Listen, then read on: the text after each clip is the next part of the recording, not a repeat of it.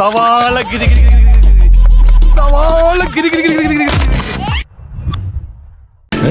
ജോസല്ലേ കുട്ടിയുള്ള പോക്കാണല്ലോ. നമ്മുടെ ഗോവിന്ദൻ മാഷ് ആകപ്പാടെ കലിപ്പിലാണ്. ഓർഡിനറി ബസ് എന്നല്ലല്ലോ പറഞ്ഞത് കൊണ്ട് ആണോ? അതാണ് പ്രശ്നം. എങ്ങനെ കലിക്കാതിരിക്കും? എവിടെ തിരിഞ്ഞൊന്നും നോക്കിയാലും അവിടെ എല്ലാം പൂത്ത തെറികൾ മാത്രം. ഇങ്ങനെ തെറി വിളിക്കരുത്, ഇങ്ങനെ തെറി വിളിക്കരുത്. പാർട്ടിയെ തിരുത്താനുള്ള വഴികൾ പറഞ്ഞു തരൂ എന്ന് പറഞ്ഞ് പൊതുജനങ്ങൾക്കായി മൊബൈൽ ആപ്പ് കൊടുത്ത് ആപ്പിലായിരിക്കുകയാണ്. മൊബൈൽ ആപ്പിലേക്ക് സന്ദേശം അയച്ച സകല മനുഷ്യരും ഗോവിന്ദൻ ഗെറ്റ് ഔട്ട് എന്ന് പറഞ്ഞതോടെ എനിക്കും പിണറായിക്കും ഇറങ്ങിപ്പോകാൻ സൗകര്യമില്ല എന്നായി.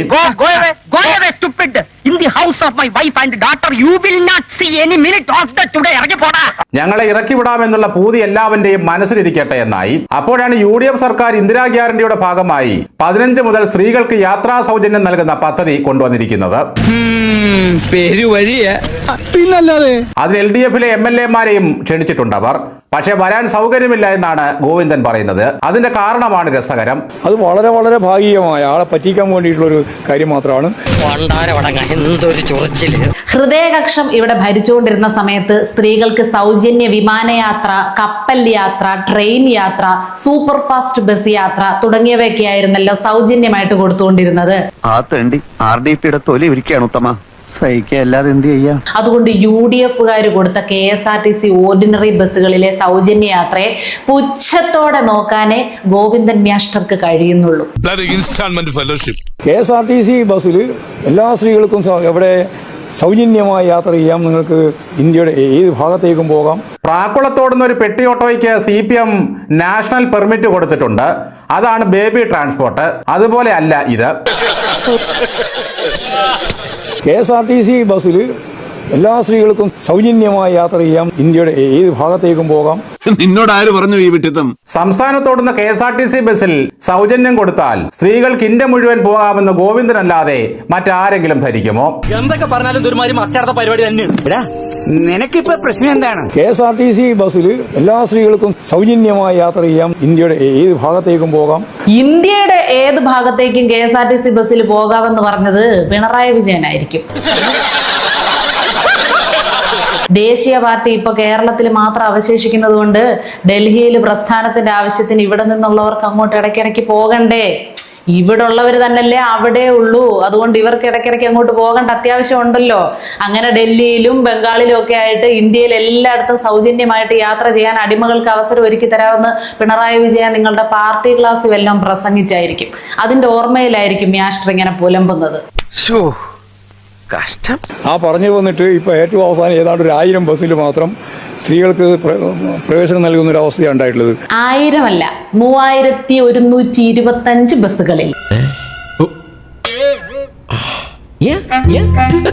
സത്യം പറഞ്ഞാൽ ഒരു മാസത്തിനിടയിൽ ഇങ്ങനെയൊക്കെയുള്ള കാര്യങ്ങൾ ഇവർ നടത്തിക്കൂട്ടുമെന്ന് ഗോവിന്ദന് ഒരു ചിന്തയുമില്ലായിരുന്നു.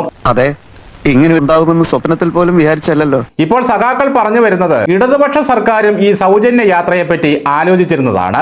അപ്പോൾ പിണറായി സഖാവ് പറഞ്ഞു, അങ്ങനെ സ്ത്രീകൾക്ക് സൗജന്യ യാത്ര കൊടുത്താൽ കേരളത്തിലെ സ്ത്രീകൾക്ക് അഷ്ടിക്ക് വകയില്ലാത്തവരാണ് എന്നൊരു തെറ്റായ സൂചന ഇതര സംസ്ഥാനങ്ങൾക്കുണ്ടാകും. അവർക്ക് വരുമാന മാർഗം ഇല്ലെന്ന് പറഞ്ഞാൽ അത് കേരളത്തിന് നാണക്കേടല്ലേ? അതുകൊണ്ടാണ് ഞങ്ങൾ സൗജന്യം കൊടുക്കാതിരുന്നത്.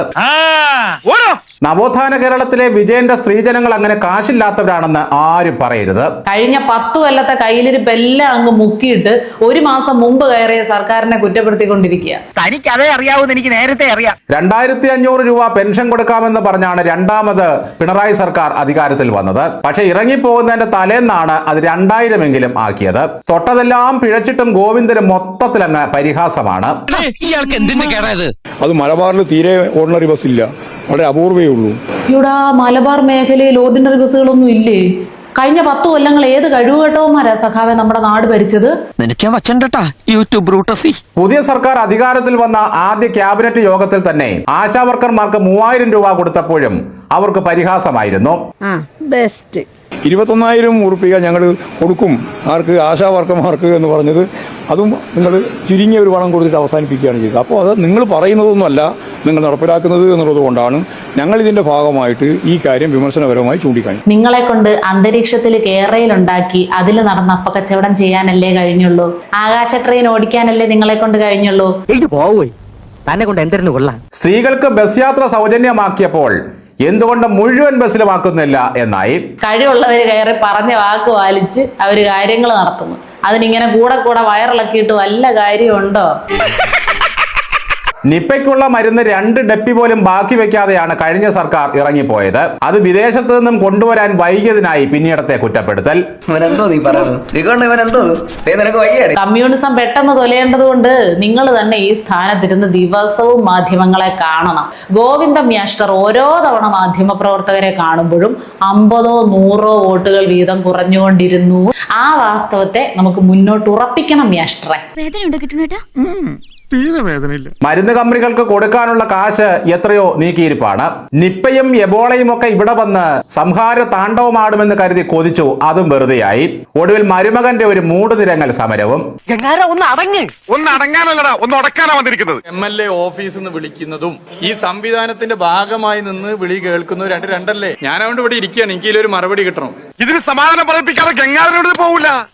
അങ്ങേർക്ക് കണ്ടെയ്ൻമെന്റ് സോണിലുള്ളവരെ ഫോൺ വിളിച്ച് ആശ്വസിപ്പിച്ചേ പറ്റൂ. മുട്ടി നിൽക്കുക, അതങ്ങേരുടെ അവകാശമാണെന്നാ പറയുന്നത്. MLA ഈ വിളിക്കുന്നത് കേൾക്കാനും പാടില്ല എന്നാണ് ആരോഗ്യമന്ത്രിന്റെ ഓഫീസിൽ നിന്ന് പറഞ്ഞു. അത് തെറ്റാണ്. ഇപ്പൊ ഇതിന് സമാധാനം പറയണം. എന്തായാലും മുൻ റിയൽ മന്ത്രിയുടെ ഒരു അവസ്ഥയെ ഇടയ്ക്ക് ഇങ്ങനെ വരും, വായ തുറക്കും, പ്രഹസനം നടത്തും, നാട്ടുകാരുടെ തെറി കേൾക്കും, തിരിച്ചു പോകും. ഞാനിവിടുത്തെ MLA അല്ലേ? ഇപ്പൊ എത്ര പേരെ വിളിച്ചു? അങ്ങനെ എന്തൊക്കെയാണ് നിങ്ങൾ പറയുന്നത്? ഒരു MLA നിങ്ങൾക്ക് അറിയാനുള്ള അവകാശമില്ലേന്ന്? എനിക്കാരും പേടിക്കേണ്ട ആവശ്യമൊന്നുമില്ല.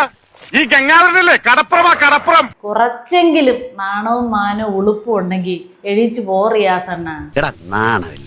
ടൂറിസം പോലെ ഉപയോഗിക്കാൻ ഉൾപ്പെടെയെല്ലാം എന്തൊക്കെയാ പറഞ്ഞു വന്നത്? എന്തൊക്കെയോ പറഞ്ഞെന്നോ, ഒരുപാട് കാര്യങ്ങൾ പറഞ്ഞായിരുന്നു. കേരളയിൽ മാത്രമല്ല, 2500 pension, K phone, wifi, Malappuram കത്തി, അമ്പും വില്ലും എല്ലാം സൗജന്യം. ഒരാഴ്ച കൂടി പുറത്തു തരാമെന്ന് താനല്ലേ പറഞ്ഞത്? അവസാനം പവനായി ശവമായിട്ടും വായ്ത്താളത്തിന് മാത്രം കുറവില്ല. ഒരു ജനകീയ സർക്കാർ 1 മാസം കൊണ്ട് ഇത്രയുമൊക്കെ ചെയ്തു തീർക്കുന്നു എന്നത് നിസ്സാര കാര്യമല്ല ഗോവിന്ദ. ഇതിനിടയിലുണ്ടായ 2 നിയമന പിഴവ് സർക്കാർ ഉടൻ തിരുത്തുകയും ചെയ്തു. നീ കുറെ പ്രോഗ്രസ് ഉണ്ടാക്കാൻ നോക്കി, അതിനൊക്കെ നിഷ്പ്രഭമാക്കിക്കൊണ്ട് അവൻ മുന്നേറിക്കൊണ്ടിരിക്കുകയാണ്. ഇപ്പോൾ വിഷയം അതൊന്നുമല്ല ഗോവിന്ദ സാറേ. ബുധനാഴ്ച ED വീണ്ടും മകളെ സമൻസ് അയച്ച് ക്ഷണിച്ചിരിക്കുകയാണ്. കട്ടയും കുറുവടിയും മുട്ടയുമായി വേഗം വരൂ സഖാക്കളെ എന്ന് പറഞ്ഞ് വിളിച്ചാലും ഇനി ആരും വരാൻ പോകുന്നില്ല. AKG സെന്ററിന്റെ വിലാസത്തിൽ കള്ളക്കമ്പനി തുടങ്ങിയതിന്റെ പേരിൽ ഗോവിന്ദനെ ഇനി അവർ വിളിക്കുമോ എന്ന് ആർക്കറിയാം. എന്തായാലും സ്ത്രീകൾ സൗജന്യ യാത്രയ്ക്ക് തുടങ്ങുകയാണ്. അതെനിക്കിഷ്ടമില്ല. ഗോവിന്ദൻ പറയുന്നത് ഇടതുപക്ഷക്കാരും ഈ സൗജന്യത്തിന് ബസ്സിൽ കയറില്ല എന്നായിരിക്കും. നിങ്ങൾ ഒരു കാര്യം ചെയ്യും മാസ്റ്ററെ, സർക്കാരിന്റെ സൗജന്യ യാത്രയ്ക്ക് ബദലായിട്ട് നിങ്ങളുടെ പാർട്ടി മുൻകൈ എടുത്ത് കുറച്ച് ബസ് സർവീസുകൾ അങ്ങ് തുടങ്ങുക. സ്ത്രീകൾക്ക് മാത്രമായിട്ട് ഒതുക്കണ്ട, പുരുഷന്മാർക്കും ഫ്രീ. എപ്പടി?